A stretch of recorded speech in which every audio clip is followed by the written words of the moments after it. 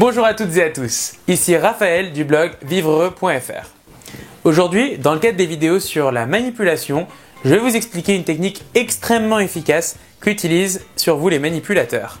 Alors on avait vu dans la vidéo précédente une vidéo sur la technique du leurre. Aujourd'hui c'est le pied dans la porte qu'on va découvrir.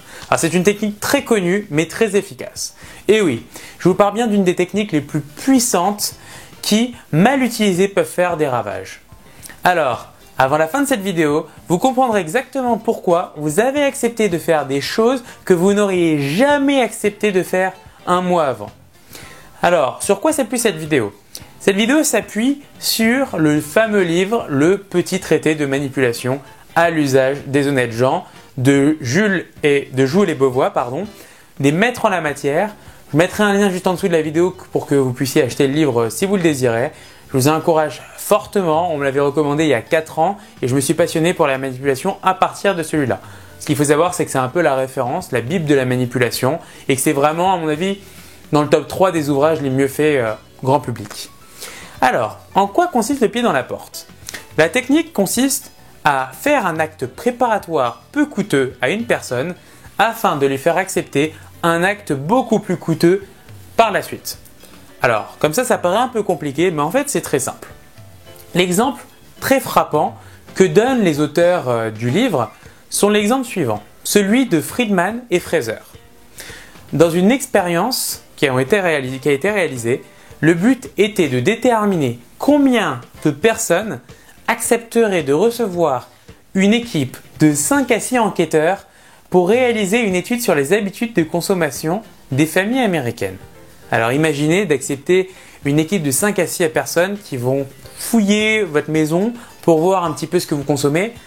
C'est très coûteux comme acte. Il y a peu de personnes qui vont l'accepter directement. Donc l'enquête est assez longue, elle dure 2 heures et l'équipe doit fouiller toute la maison.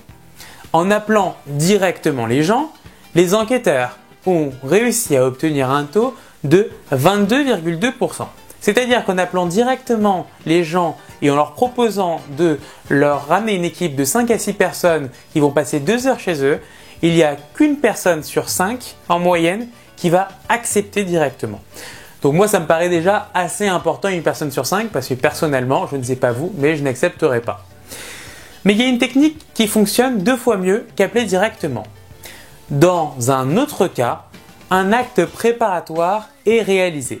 Un acte préparatoire, c'est souvent comme ça la manipulation. On teste une situation contrôle et on teste une situation dans laquelle on a changé une variable ou rajouté quelque chose dans l'expérience. Donc, dans cet autre cas, les ménagères étaient contactées pour répondre par téléphone à 8 questions sur leurs habitudes de consommation. 3 jours plus tard, on les sollicite pour qu'une équipe vienne chez elles réaliser le test des 2 heures et, asseyez-vous bien, c'est 53% de réponses positives qui ont été obtenues. Je ne sais pas si vous imaginez, mais dans un cas en appelant directement, il n'y a qu'une personne sur 5 qui accepte. En posant 8 questions à des personnes et en les recontactant 3 jours plus tard, c'est une personne sur 2 qui accepte. Mais ils vont encore plus loin. Ils vont encore plus loin avec une expérience qui consistait à la pose d'un panneau insistant sur la prudence au volant.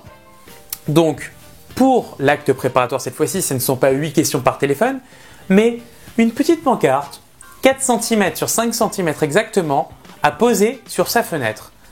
Et, alors là, asseyez-vous bien, on passe d'un taux de 16% à un taux de 76% quand les manipulateurs rappellent pour demander de poser un gros panneau dans leur jardin. C'est-à-dire qu'il y a 5 fois plus de personnes qui ont accepté de poser un très gros panneau dans leur jardin après avoir posé une petite vignette de 4 cm sur 5 cm. Alors, voilà, maintenant, vous avez compris comment les manipulateurs vous poussent à faire des choses que vous n'auriez jamais accepté de faire. Quand on voit les résultats de cette enquête, vous comprenez maintenant pourquoi ce livre s'appelle « Le traité de manipulation à l'usage des honnêtes gens » et non pas simplement le petit traité de manipulation. Parce que ces techniques sont très vicieuses, mais aussi très efficaces. Et en demandant une petite requête à une personne qui va forcément accepter, mais vous multipliez par 4 ou 5, on l'a vu dans ces 2 cas, la probabilité que les gens acceptent de faire votre action demandeuse. Donc, vous pouvez le faire à bon escient toujours. Demandez à une personne de faire une petite action qui va la préparer à votre grosse demande et vous allez voir que vous avez beaucoup plus de chances d'aboutir. Si cette vidéo vous a plu, je vous encourage à la partager ou à laisser un commentaire juste en dessous. C'était Raphaël pour vivreheureux.fr et on se retrouve dans une prochaine vidéo. À bientôt!